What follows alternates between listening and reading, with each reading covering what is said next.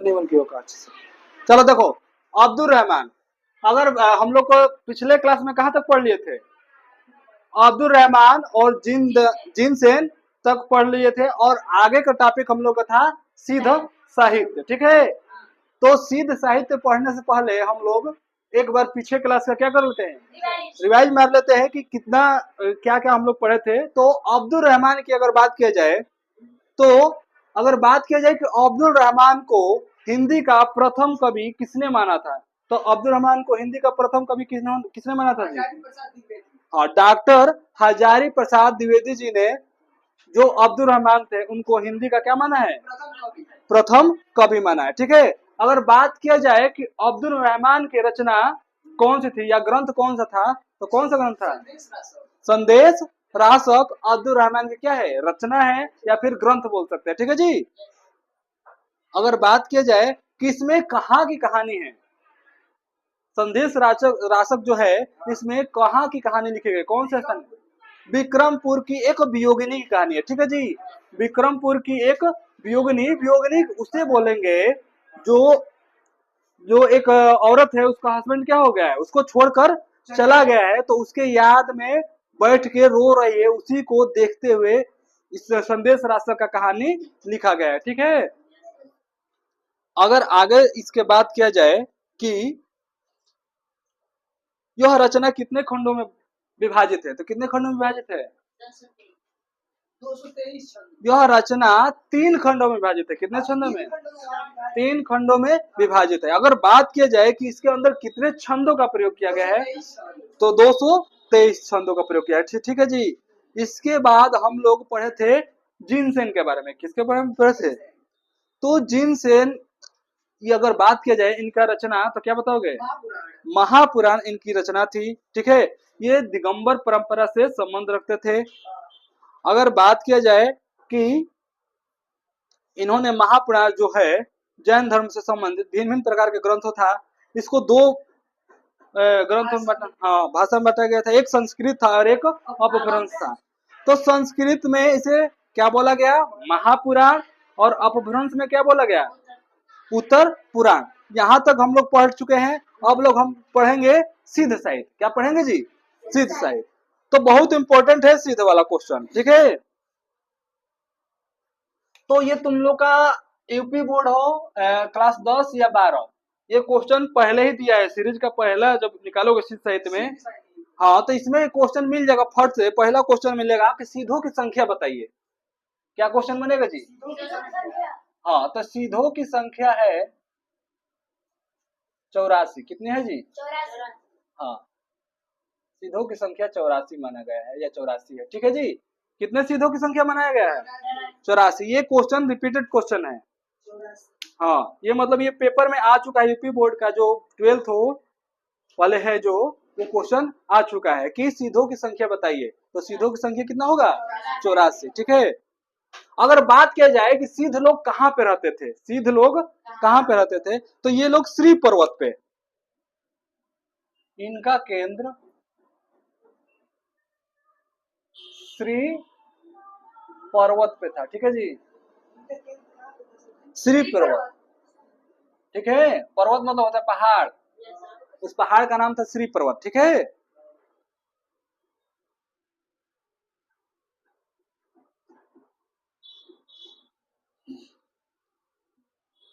अगर बात की जाए कि 84 सिद्धों का नाम किसने दिया था, 84 सिद्धों का नाम किसने दिया था, तो लिखो 84 सिद्धों का नाम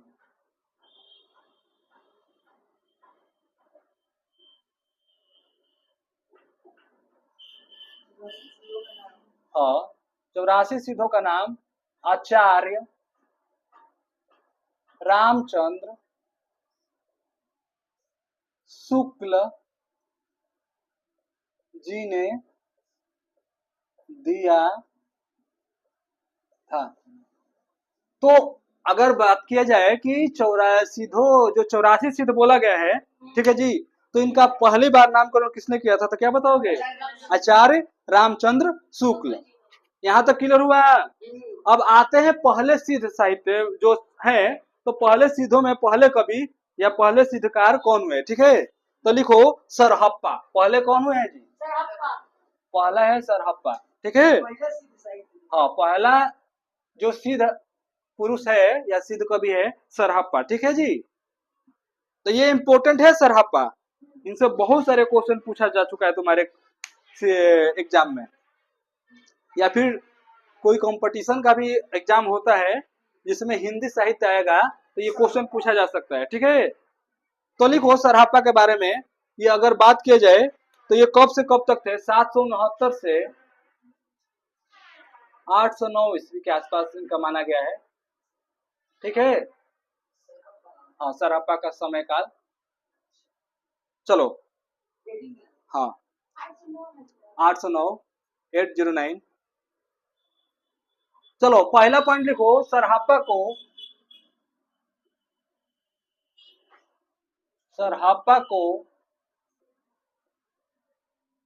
हो गए यहां तक, हिंदी का प्रथम कवि माना जाता है।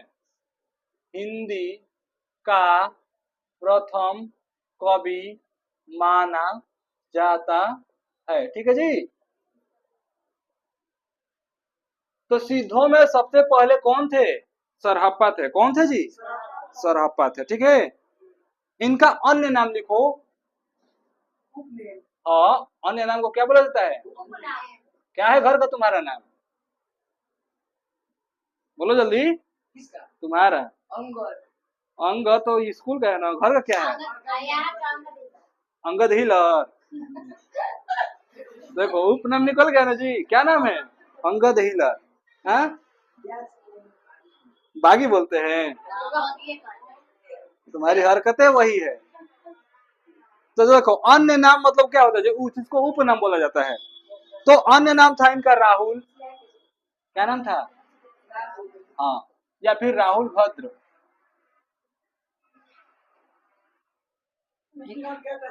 हाँ, या सरोज वज्र।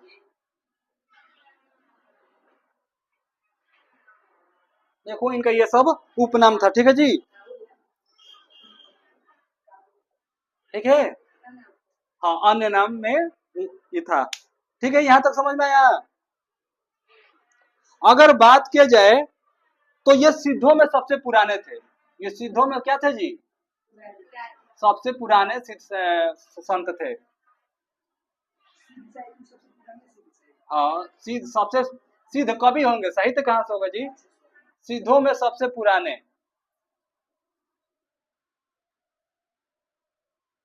ठीक है।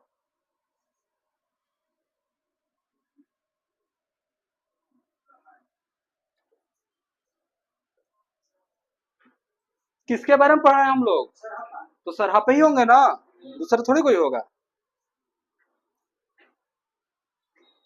यहाँ तो होगा जी। लिखो इनका निवास स्थान कहाँ पे था, मतलब ये कहाँ के निवासी थे या निवास स्थान? निवास स्थान था नालंदा। नालंदा कहाँ पे पड़ता है, कौन बताएगा? नालंदा बिहार, ठीक है। हाँ, इनका वंश था ब्राह्मण।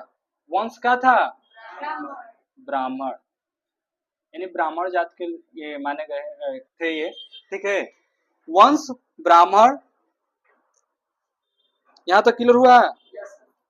इनका प्रारंभिक नाम, प्रारंभिक मतलब क्या होता है जी? शुरू में, हाँ शुरू का नाम। तो इनका प्रारंभिक नाम था, ठीक है। तो बौद्ध धर्म को अपनाने के बाद इनका नाम चेंज हो गया। प्रारंभिक नाम राहुल था, लेकिन बौद्ध धर्म इन्होंने अपनाया। कौन सा धर्म अपनाया? बौद्ध धर्म। जब बौद्ध धर्म ने अपनाया तो इनका नाम चेंज हो गया। तो लिखो, ये क्वेश्चन आ सकता है कि बौद्ध धर्म अपनाने के बाद इनका कौन सा नाम हो गया।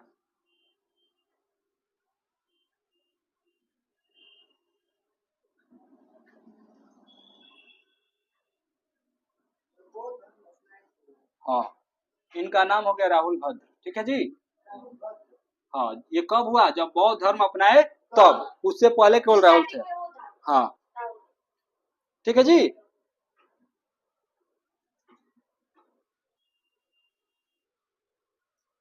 यहां तक हो गया। अब अगला पॉइंट है कि सरहप्पा ने कितने ग्रंथों की रचना किया था। सरहप्पा जो थे कितने ग्रंथों की रचना की, एक एक पॉइंट इनका इंपॉर्टेंट है और एक एक पॉइंट से क्वेश्चन आएगा। ठीक है, तो इसको अच्छे से पढ़ना है। सरहप्पा, अगला पॉइंट लिखो,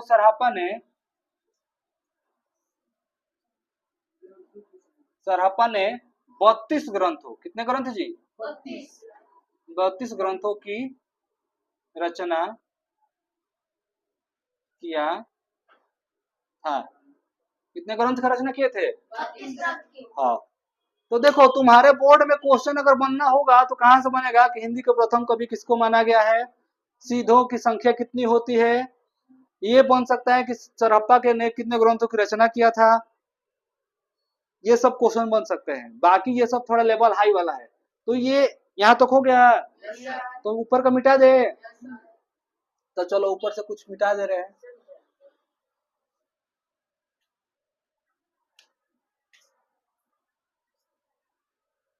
एकदम सीरियस होकर पढ़ना है क्योंकि हिंदी में इस बार नंबर बहुत कम आया है, तो ऐसा मेहनत करना है कि हिंदी में अच्छा नंबर आए। ठीक है जी। हाँ, तो एक एक चीज पढ़ लेना है, कहीं से क्वेश्चन आए छूटे ना।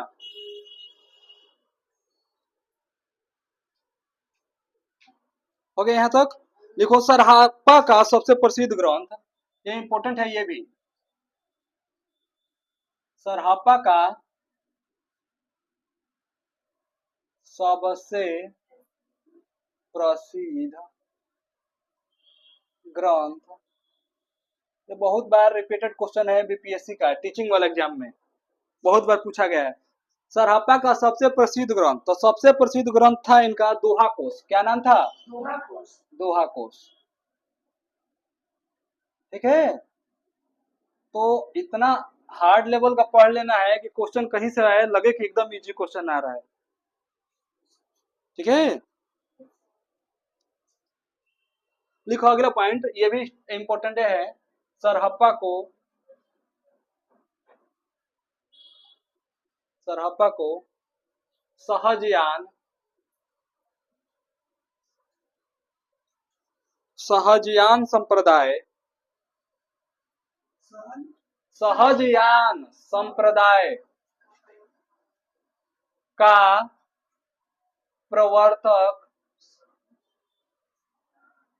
कहा जाता है। ठीक है, सरहप्पा को पूछेगा क्वेश्चन कि सहजयान संप्रदाय के प्रवर्तक कौन थे, तो क्या बताओगे? क्या बताओगे? सरहप्पा बताओगे। ठीक है, ये क्वेश्चन कल का टेस्ट में था शायद 10 वालों में।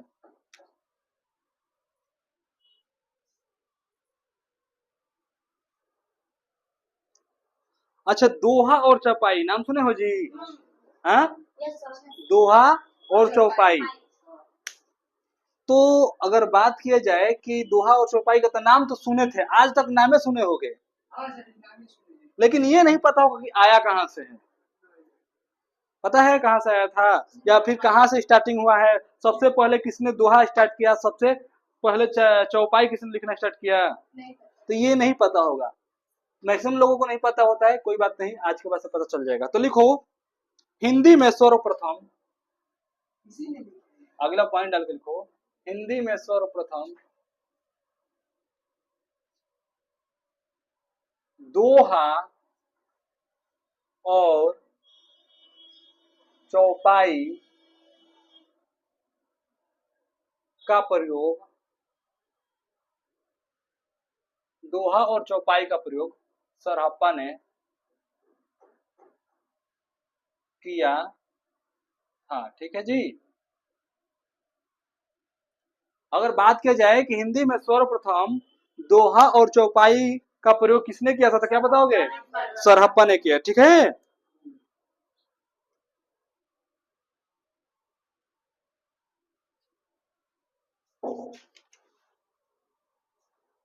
क्लियर हो गया यहाँ तक? तो ए सरहप्पा हो गया। ठीक है, अब है सबरप्पा। अब क्या है? सबरप्पा। एक चीज समझ लो, जिसके अंत में पा आ जाए, हाँ, सरहापा, सबरापा, लुईपा, कंडापा, कुढ़ापा, तो मैक्सिमम वो किससे रिलेट हो जाएंगे? वो सिद्ध साहित्य से हो जाएंगे। ठीक है, इस समझ में आए इस चीज को? तो अगला हेडिंग लिखो सबरप्पा। हाँ, सब में पा आएगा लास्ट में। ठीक है, सबरप्पा। हाँ, ये 780 के आसपास में थे। कब की बात हो रहा है? 780 ईस्वी। हो गया जी यहाँ तक? लिखो इनका जन्म, सबरप्पा का लिखो, इनका जन्म 780 ईस्वी में हुआ था। हाँ, ठीक है, किसका? तो सबरप्पा का। तो कंफ्यूज नहीं होना, सबरप्पा, सरहप्पा, सबरप्पा, लुईपा, कढ़प्पा, ढूंढीपा। ठीक है, ये सब नाम है। 84 गो है, तो 84 के बारे में हमें नहीं पढ़ना, 2-4 गो 5 गो के बारे में पढ़ना है। ठीक है जी, जो इम्पोर्टेंट हो। ठीक है, कुकरीपा भी है, कढ़प्पा है, डोंडीपा है, लुईपा है, सबरप्पा है, कुकरीपा है। तो सब के लास्ट में पा आ जाएगा जरूर। ठीक है, तो लिखो इनका जन्म 780 ईस्वी के, हाँ, हुआ था। इनके गुरु का नाम लिखो, इनके गुरु का नाम, ये ऐसा है कि एक भी क्वेश्चन मिस नहीं कर सकते हो। इनके गुरु का नाम क्या होगा? कौन बताएगा? ऑप्शन चाहिए? जब तुमको पता है कि शुरुआत किसने किया था, सिक्स सरहप्पा, तो स्टेप बाय स्टेप चलता है ना जी। पहले वो आएंगे, फिर उनके बाद वो, फिर इनके शिष्य कोई होगा, फिर उनके कोई शिष्य होगा। तो इनके गुरु का नाम था सरहप्पा। क्या नाम था? सरहप्पा नाम था। ठीक है, यहाँ तक हो गया?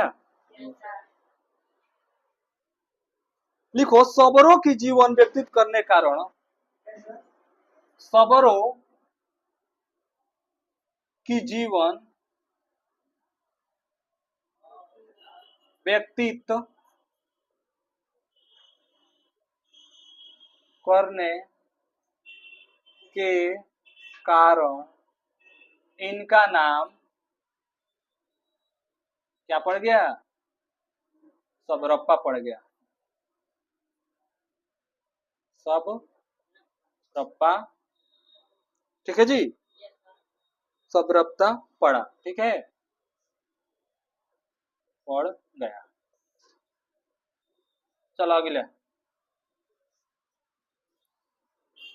अगर बात किया जाए सबरप्पा के ग्रंथों की संख्या, ठीक है जी, सबरप्पा के ग्रंथों की संख्या कितनी थी? जैसे उनकी अगर बात की जाए सरहप्पा के, तो सरहप्पा के 32 ग्रंथ थे। कितने ग्रंथ थे? 32। ठीक है, अगर बात किया जाए सबरप्पा के ग्रंथों की संख्या, तो लिखो सबरप्पा के ग्रंथों की संख्या,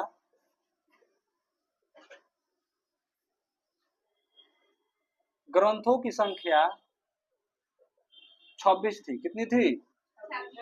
26 थी। ठीक है, उनका था 32, इनका है 26। ठीक है, उनका प्रसिद्ध था दोहा कोश। उनका प्रसिद्ध ग्रंथ क्या था? दोहा कोश। तो लिखो अगला, इनका सबरप्पा का प्रसिद्ध ग्रंथ, कंफ्यूजन नहीं होना है, सबरप्पा का प्रसिद्ध ग्रंथ,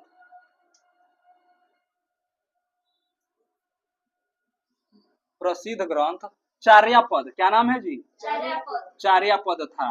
स्टार बना लेना इस क्वेश्चन को, एकदम इंपोर्टेंट में डाल लेना। ये क्वेश्चन रिपीटेड क्वेश्चन है कि सबरप्पा का प्रसिद्ध ग्रंथ क्या था, या फिर चार्यापद किसका लिखा हुआ है। ये बहुत बार पूछा गया है, चार्यापद किसा, सबरप्पा और सरहप्पा दोनों ऑप्शन में रहता है, तो लोग सरहप्पा लगा देता है। तो क्या होगा? सरहप्पा होगा, इस बात का याद रहे। ठीक है जी, लिखो सबरप्पा संप्रदाय अगला पॉइंट लिखो सबरप्पा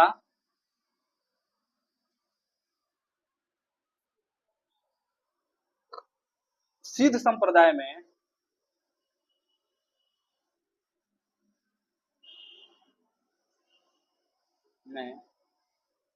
सबसे अधिक, सबसे अधिक शंकराचार्य, क्या नाम है जी? शंकराचार्य से प्रभावित है।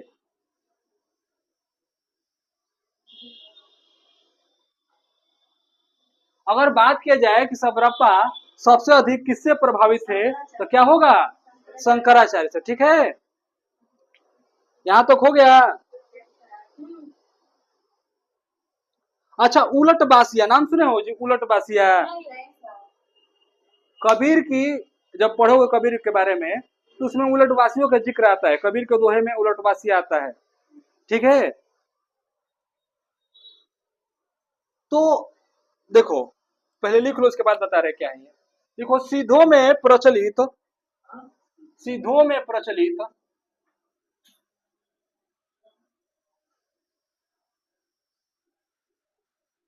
सीधों में प्रचलित उलटवासियों का प्रयोग,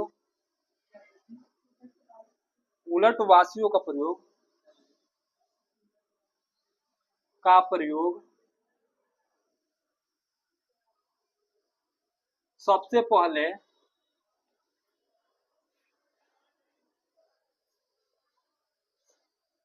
सबरप्पा ने किया था।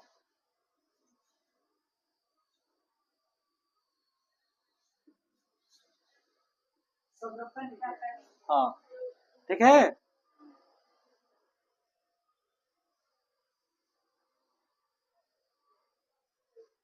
हो गया यहाँ तक।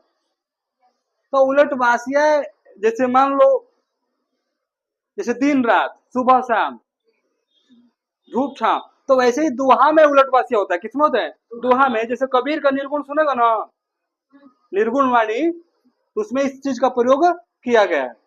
तो अगर बात किया जाए तो हम लोगों ने आज दो सिद्ध साहित्य में दो लोगों के बारे में पढ़ा है, एक सरहप्पा के बारे में और एक सबरप्पा के बारे में। ठीक है, तो सरहप्पा का एक बार देखते हैं क्या था क्या नहीं। अगर बात की जाए सरहप्पा का समय तो 769 से 809 तक माना गया है। ठीक है, हाँ, सरहप्पा को हिंदी का प्रथम कवि भी कहा गया। क्या कहा गया जी, हिंदी का प्रथम कवि माना गया है। अगर बात किया जाए कि सिद्धों में सबसे पुराने संत या कवि कौन थे तो क्या बताओगे, सरहप्पा थे। अगर बात किया जाए कि सरहप्पा का निवास स्थान तो क्या बताओगे, नालंदा था। ठीक है, नालंदा था। अगर बात किया जाए कि इनका नाम क्या था तो क्या नाम बताओगे, हाँ।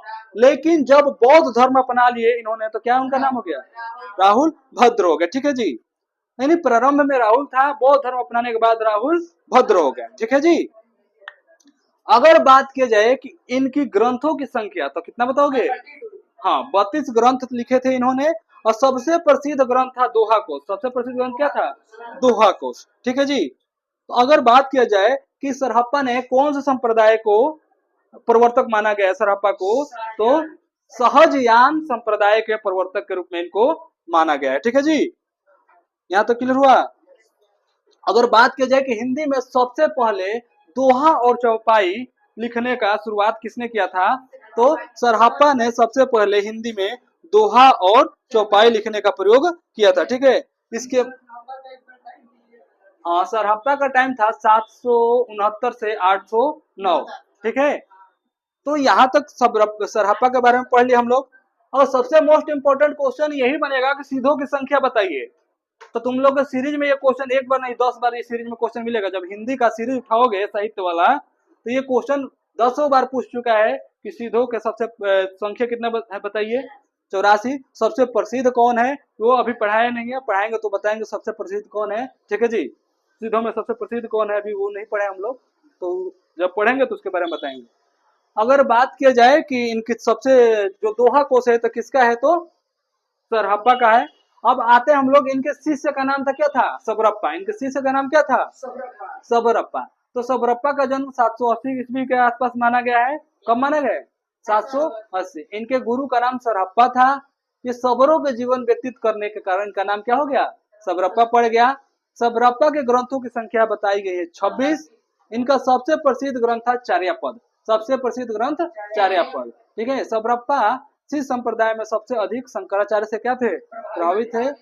सिद्धों में प्रचलित उलटवासियों का प्रयोग सबसे पहले सबरप्पा ने किया था। अगर इससे क्वेश्चन बनेगा तो क्या क्वेश्चन सबसे ज्यादा बन सकता है, एक तो इनके गुरु का नाम पूछ सकता है इंपोर्टेंट में, जन्म नहीं पूछेगा, इनकी रचना पूछेगा। ठीक है जी, कि ग्रंथों की संख्या पूछेगा और रचना, ग्रंथ सबसे प्रसिद्ध ग्रंथ कौन है ये पूछ सकता है। और उलटवासियों का प्रयोग किसने किया है, ये पूछ सकता है। तो यहाँ तक हम लोग पढ़ लिए हैं, ठीक है जी। सिद्ध साहित्य में हम लोग सरहप्पा सबरप्पा ये पढ़ लिए। अब आगे हम लोग पढ़ेंगे लुइपा। क्या पढ़ेंगे? लुइपा, ठीक है।